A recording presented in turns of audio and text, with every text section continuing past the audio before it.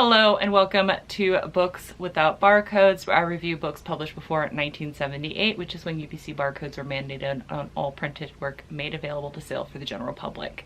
This video I'll be reviewing Picnic on Paradise by Joanna Russ. I recently came into a glut of amazing vintage science fiction books and several Joanna Russes, and I got such a response on my first haul video stating that I would absolutely love her work and that I should read it and shouldn't sell it, but I did.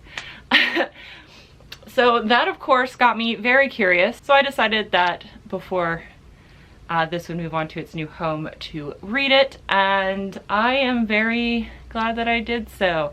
So this is a very short novella, about 150 pages. It did, however, take me about 2.5 hours to read, and it follows Alex, spelled A-L-Y-X, a temporal agent who is charged with the care and safety and travel of a group of tourists on the planet Paradise, which is currently under what is called a corporate war, where it's not the military or the government causing a war, it is corporations causing a war, which is a trend that I have noticed in some sci-fi about corporations becoming the big entities, which, considering America right now, that's not very far off. And the tourist that she's in charge of is a group of individuals, a group of humans that are like 2 to 3 meters tall, so like 7 to 9 feet tall, whereas this woman, because she's a temporal agent, is actually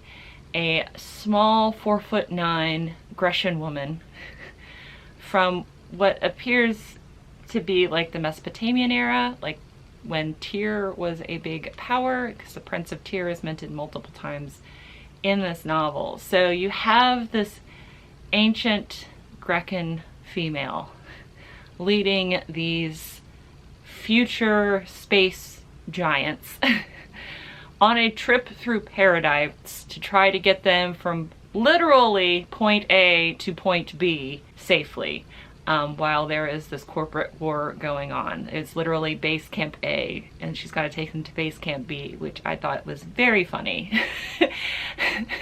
As soon as I said that out loud, I was like, it's literally from point A to point B. And because they are in paradise, they are not allowed to take modern weapons, they're not allowed to have drugs, which apparently is a big thing in this society.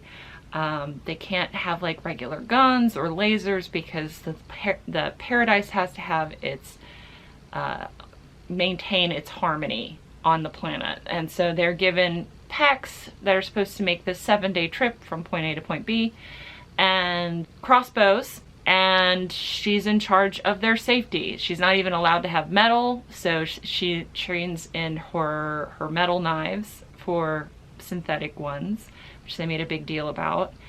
And this book was really hard to read, like the first third of the book. Honestly, I wanted to state that I started reading the book and it was very confusing. It was like written to the point where I could just kind of understand what was going on. Like, I understood the main character, like Alex is the protagonist, and I kind of understood who she was being grouped with as far as these tourists that she has to deal with their safety. But at the beginning of the book, I was just like, really, you guys think she's an amazing writer? I honestly had these thoughts as I'm reading this book for the first third of the book. And then I get about halfway through the book, and the first, I would say the second major event in the book happens, and things start to change. And I realize when you're introduced to Alex at the beginning of the book, it's stated, you know, she's from another time, another place. The language that the tourists and everybody else speak is not her native language. She has undergone some kind of unconscious conditioning in order to help her slowly grasp the language over time. And about halfway through the book is when it clicked for me that the reason why the beginning of the book was so confusing is because that is how it felt like and how it was perceived by Alex. that as Alex begins to understand more of the language and more of the individuals that she's traveling with, it goes from being this, I kind of I just barely grasp the concept of what's going on, to now like, okay, I understand how this is going.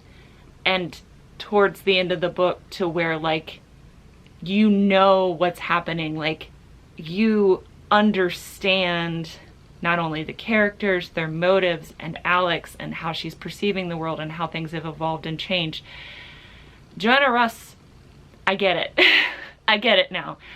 And it's when I had that realization, I was like, oh, the beginning is a hot, confusing mess, because the character is experiencing the world currently as a hot, confusing mess. And as the world, as the conditioning takes over, and as she spent more time with these people, the understanding not only of the protagonist Alex, but the reader becomes more concrete and finite and eloquent until it reaches the conclusion. And I understand now why you guys wanted me to read her.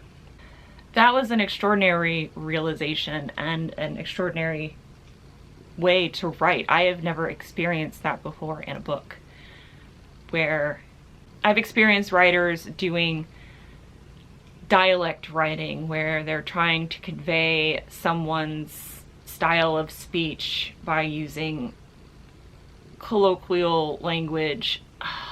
I think the most recent example is, because I'm currently reading Nebula Award winners, would be like The Flowers of Algernon, where it starts out in this broken, barely legible speech pattern of someone who has mental disabilities, and slowly progressing into that. Like that's a typical writing device that I'm used to convey character growth, or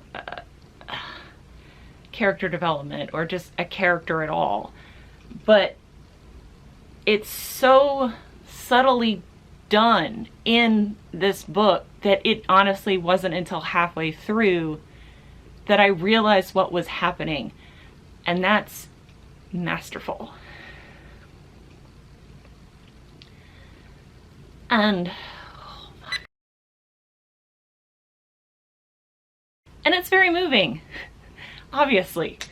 For someone to be able to write with that level of delicate depth is genius, and I'm thankful that you guys recommended this to me, and I hope that the person who has purchased this for me will love it just as much. And it makes me sad to think that there are some people that are going to read this book and not have that realization, or maybe not, because of the fact that apparently these books are rare. So I'm glad that I got an opportunity to read it before it went on to the new home. I do think that if you have an opportunity to read Joanna Russ' Picnic on Paradise, that you should also take that opportunity, as I have done so, because this is a very good book and I do highly recommend it. And I am grateful, and I appreciate you guys sparking my curiosity to find a new, old, amazing author.